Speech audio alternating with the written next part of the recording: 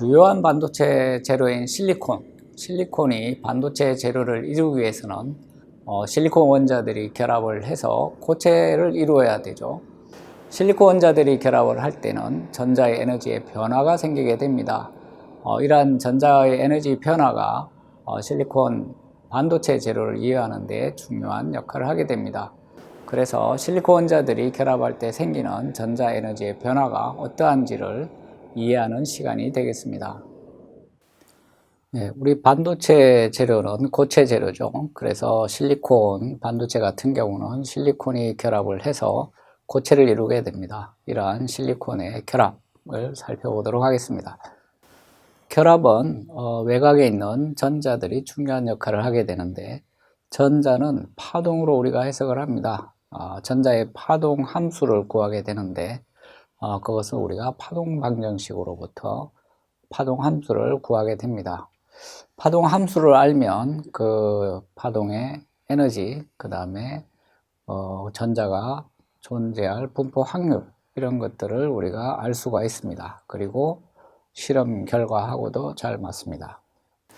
그래서 전자가 입자라는 관점에서 설명을 하게 되면 여러 가지 결합 현상, 그리고 반도체 현상, 금속 현상을 설명하기가 쉽지 않습니다. 그런데 전자를 파동으로 해석함으로써 여러 가지 원자 레벨에서의 현상들이 잘 설명이 되고 있습니다. 그래서 우리가 앞으로 이 실리콘 혹은 기타 반도체 소재들이 고체를 이루고 반도체 재료를 구성하게 될 때 그러한 반도체의 특징들을 전자의 파동함수로부터 해석을 하는 것입니다. 전자의 파동함수를 도입하게 되면 우리가 흔히 부르는 전도대, 그리고 가전도대, 이러한 것들이 잘 유도가 되고 이러한 것은 반도체 재료의 현상하고 잘 들어맞는 것이죠. 그래서 전자의 파동, 그래서 이 시간에서는 전자를 파동으로 다루게 되고요. 전자의 파동함수를 구해야 되는데 그건 앞에서 이야기한 대로 우리가 파동방정식을 풀어서 구하게 됩니다. 과거에 뉴턴 역학, F는 ma라고 하는 질량과 가속도를 곱한 것이 힘, 혹은 질량 m에 힘을 가게 되면 가속도 A는 n분의 F를 발생시킨다 는 것이 고전역학이었다면, 전자의 운동, 전자의 에너지, 전자의 위치 등등은 파동함수를 구함으로써 알 수가 있습니다. 그건 파동방정식, 슈레딩거의 파동방정식의 해로서 주어지게 되는데, 이러한 그 파동방정식을 적용을 해보면 반도체의 여러 가지 현상도 파동방정식의 파동함수로부터 다 계산이 되고 현상하고 잘 맞죠. 그래서 그것을 반도체 소자에 잘 활용하고 있습니다. 그래서 그 결과를 보면 가장 에너지가 낮은 그러한 상태의 파동함수, 원에서 궤도라고 합니다. 오비탈이라고 하죠. 그림에 보이는 것처럼 구형의 상태를 이루고 있습니다. 확률 분포가 구형이라는 얘기죠. 에너지는 가장 낮습니다. 그 다음 높은 에너지의 파동함수도 구형입니다. 2S 궤도라고 합니다. 반지름은 조금 더 커졌습니다. 그 다음 높은 에너지는 분포가 구형이 아닙니다. R형 모양이죠. 그림에 나와 있듯이 X, Y, Z 각 축의 방향으로 팔자 모양으로, R형 모양으로 분포가 되어 있죠. 이것이 2S 궤도 다음 높은 에너지고요. 세 개의 각각의 에너지는 동일합니다. 그 다음 높은 에너지는 3S 궤도가 될 텐데 역시 구형이 됩니다. 그 다음은 역시 3P R형 모양이 되고요. 그래서 우리가 파동함수를 계산을 해서 전자의 에너지와 분포를 알 수가 있습니다. 실리콘 원자는 주요한 반도체 재료를 만듭니다. 실리콘은 원자 번호가 14번입니다. 핵 주변에 14개의 전자가 있다는 것이죠. 그래서 1S 궤도에 2개의 전자가 있고 2P 궤도에는 6개, px에 2개, py에 2개, pz에 2개, 그래서 전부 6개의 전자가 있습니다. 그 다음에는 3s 궤도에 2개의 전자가 들어가고, 그 다음에 3p 궤도에는 6개의 전자가 들어갈 수가 있는데, px, py, pz 각 오비탈별로 2개씩, 그래서 6개가 되는 것이죠. 그런데 실리콘에는 여기에 2개의 전자만이 있습니다. 그래서 전부 14개의 전자가 되는 것이죠. 그래서 3p 궤도에는 2개의 전자가 실리콘 같은 경우에는 들어가 있습니다. 그래서 전자가 1s2, 2s2, 2p6, 3s2, 3p2 이렇게 되는데, 위첨자가 각각 전자의 개수를 나타내고 있습니다. 실리콘 원자들이 결합을 하기 위해서는 서로 거리가 가까워져야겠죠. 그래서 원자들이 결합하기 위해서 서로 거리가 점점 가까워지게 됩니다. 결합을 할 때는 외곽전자가 관여하게 되는데, 가장 외곽전자는 4개입니다. 3s 궤도에 2개, 3p 궤도에 2개, 그렇게 해서 4개의 전자가 있는 것이죠. 그래서 이 4개의 전자가 결합에 관여하게 되는데, p 궤도는 px, py, pz가 90도의 각도를 이루고 있어서 결합 각도는 90도나 180도 등으로 나올 수밖에 없습니다. 그런데 실제 관찰한 실리콘의 결합 각도는 109.5도입니다. 설명이 잘 안 되는 것이죠. 그래서 이러한 각도를 설명하기 위해서 나온 개념이 혼성궤도입니다. 하이브리드 오비탈이라고 하는 것이죠. 실리콘 외곽에 4개의 전자, S궤도에 2개, P궤도에 2개이란 4개의 전자가 있는데, S궤도하고 P궤도가 서로 합쳐진 궤도, 그것을 우리가 혼성궤도라고 합니다. 그래서 S궤도하고 P궤도가 합해져서 동일한 4개의 궤도를 이룬다는 것이 혼성궤도이고, 이러한 혼성궤도를 도입하면 실리콘의 결합 각도가 잘 설명이 된다는 것입니다. 그래서 지금 P궤도는 3개가 있죠. px, py, pz 모두 동일한 에너지입니다. 그 다음에 S궤도가 하나가 있고요. 이렇게 해서 4개가 합쳐져서 동일한 4개의 궤도로 구성이 된다는 것이 혼성궤도입니다. S궤도 1개와 P궤도 3개가 합하여져서 sp3 혼성궤도라고 합니다. S궤도가 하나, P궤도가 3개, 그래서 sp3죠. 그래서 4개의 궤도가 만들어집니다. S궤도에 2개의 전자, P궤도에 2개의 전자가 각각 4개의 혼성궤도에 위치하게 되는 것이죠. 이 전자들은 다 동일한 마이너스 전하를 가지고 있어서 서로 반발력이 작용합니다. 쿨롱의 법칙이죠. 그래서 전자들이 공간상에서 완벽하게 대칭 구조가 되어야만 힘의 균형이 맞습니다. 각도가 정확하게 대칭이 돼야 모든 방향으로 힘이 동등하고 균형을 찾게 되는 것이죠. 그래서 공간상에서 이 4개가 완벽한 균형을 이루게 되면 각도가 109.5도가 나오게 됩니다. 그래서 이렇게 결합각이 결정이 되는 것이죠. 그래서 실험 결과하고 혼성궤도 이론하고는 잘 맞습니다. 그래서 실리콘이 결합하게 해서 원자들이 접근하게 되면 우선 실리콘 원자들이 혼성궤도를 만들게 됩니다. S궤도에 2개의 전자, P궤도 2개의 전자가 합하여져서 sp3 혼성궤도가 되는데, P궤도는 에너지가 S궤도보다 좀 높습니다. 그런데 혼성궤도는 다 동일한 에너지죠. 그래서 전체 에너지가 동일하므로 혼성궤도의 에너지는 그 중간 정도의 값을 가지게 됩니다. 혼성궤도가 되면서 궤도의 에너지는 좀 변한다는 얘기죠. 그래서 이러한 혼성궤도를 이룬 다음에 실리콘 원자들이 결합을 하게 됩니다. 그래서 결합 각도가 109.5도가 되는 것이죠. 실리콘 내 전자들이 결합을 할 때 전자의 파동함수가 중요합니다.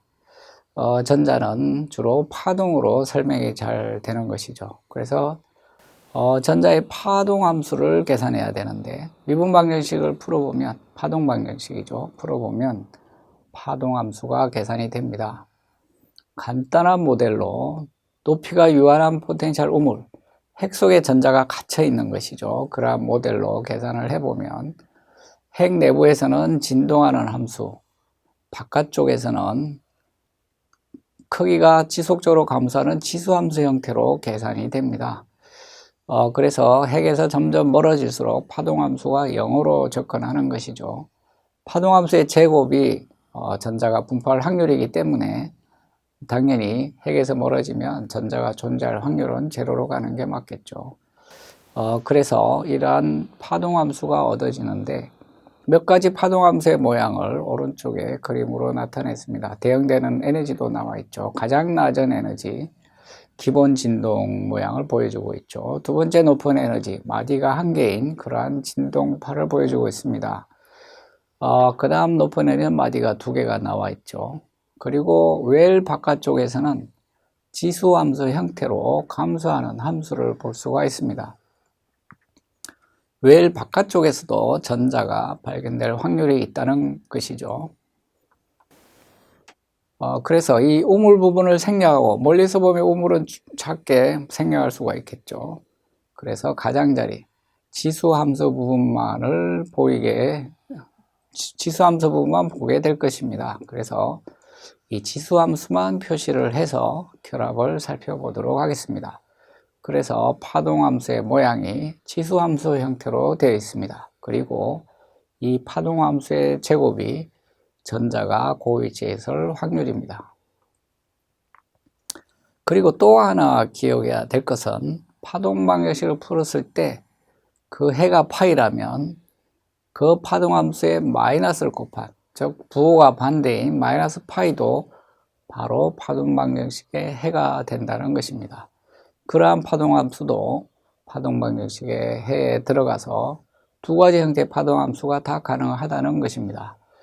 그림에 보면 플러스 부호의 파동함수, 마이너스 부호의 파동함수가 있죠. 둘 다 가능한 파동함수입니다. 그리고 에너지도, 대응하는 에너지도 동일합니다. 그래서 이러한 지수함수의 파동함수를 고려를 해서 결합에 대해서 살펴보도록 하겠습니다. 두 원자가 결합을 할 때는 일단 두 개가 가까워지죠. 가까워지고 그리고 이 두 원자를 놓고 파동 방정식을 새로 풀어야 됩니다. 왜냐하면 경계 조건이 바뀐 것이죠.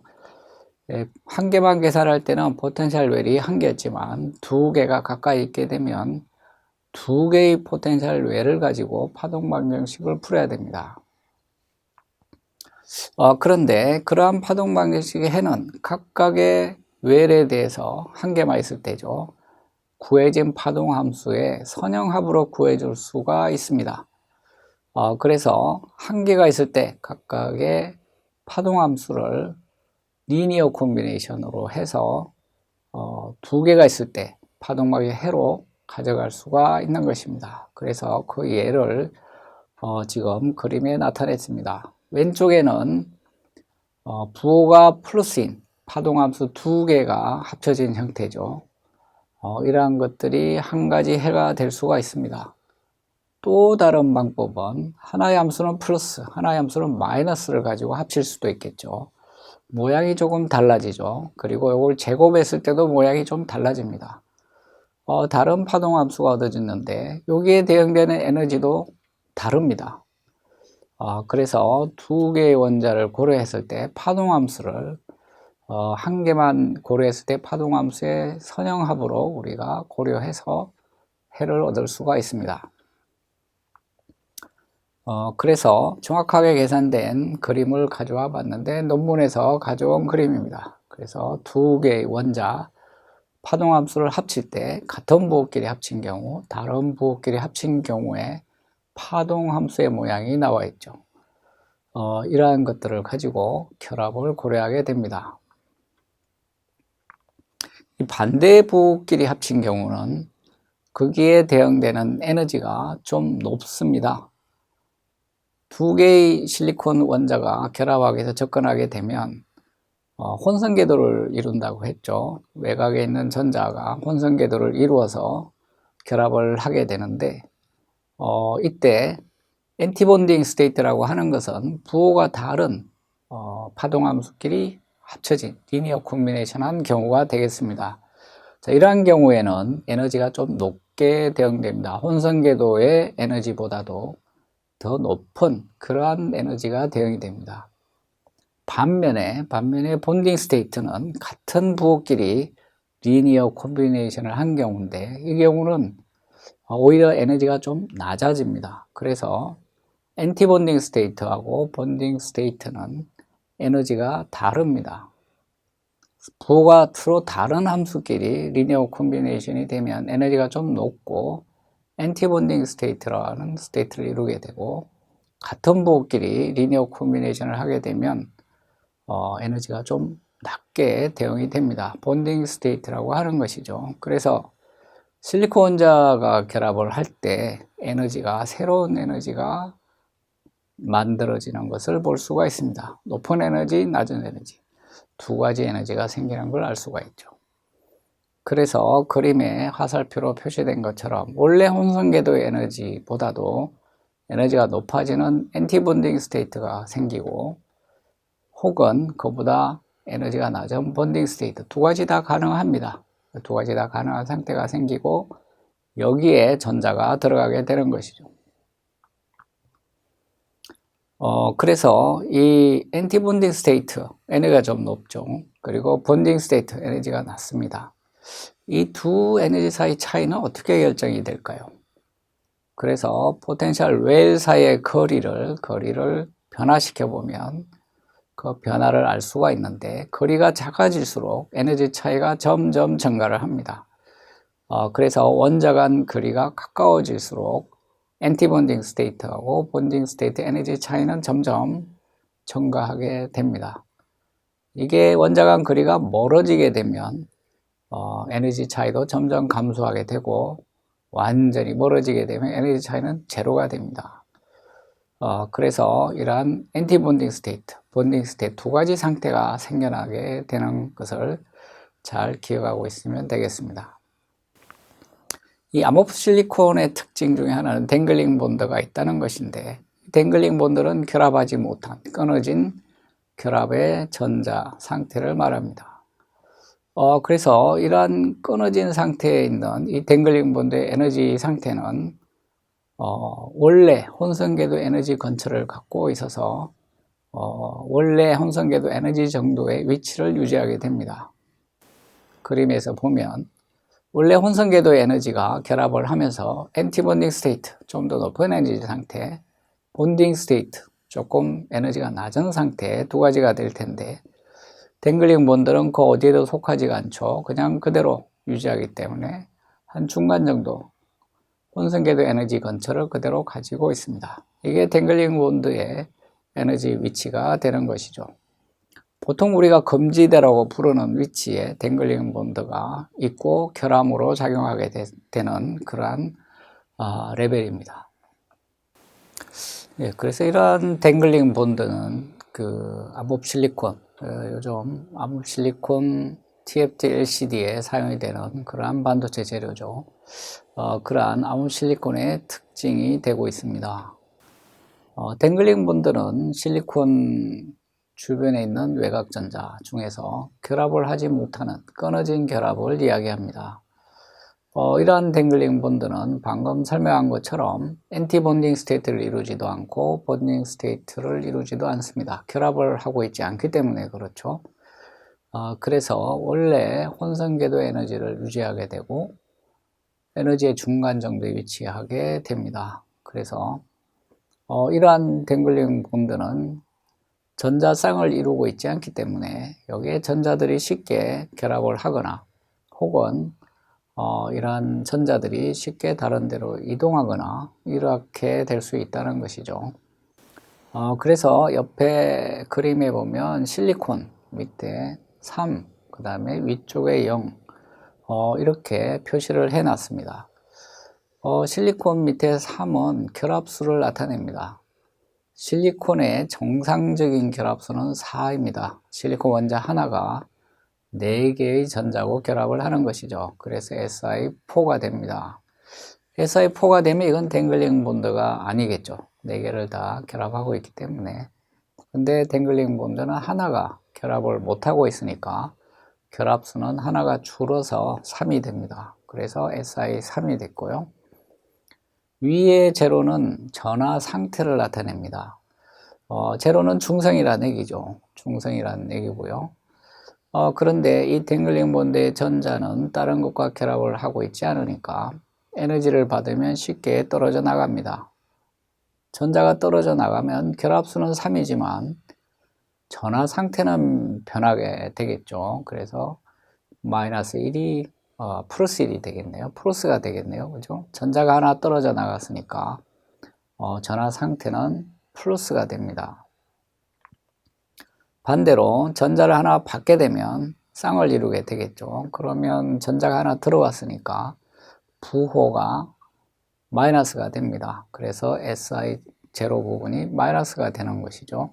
결합수는 변하지 않습니다. 그래서 이렇게 댕글링 본드를 표시하게 되고요.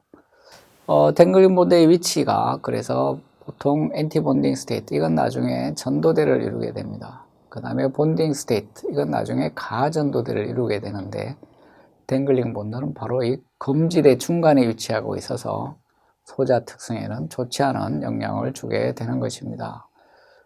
그래서 전자들이 댕글링 본드에 같이 결합이 되면 전하를 띠게 되고 이것이 소자의 특성을 변화시키게 되기 때문에 댕글링 본드는 줄여주는 것이 좋습니다.